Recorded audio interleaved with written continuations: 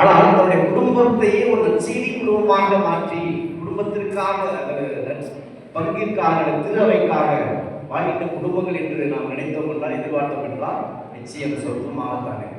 எனவே நம்முடைய கத்தோலிக்க திருநாளை மேலும் மேலும் மேலும் வளராமல் இருப்பதற்கு காரணம் என்னவென்றால் குடும்பங்கள் முழுமையாக ஒரு பக்தி உள்ள குடும்பமாக, நம்பிக்கை உள்ள குடும்பமாக, அது இறை வார்த்தை வாழ்வாக்குகின்ற குடும்பமாக அமையாது. பிரிந்த சபையாரை பார்த்தோம் என்றால் அவர்கள் குடும்பம், அவர்கள் தொழில், அவர்கள் வேலைகள் எவ்வளவுதான் இருந்தாலும் இந்த கடவுள் பணிக்காக, இறைவார்த்தை பணிக்காக தங்களை ஒதுக்குகிறார்கள்.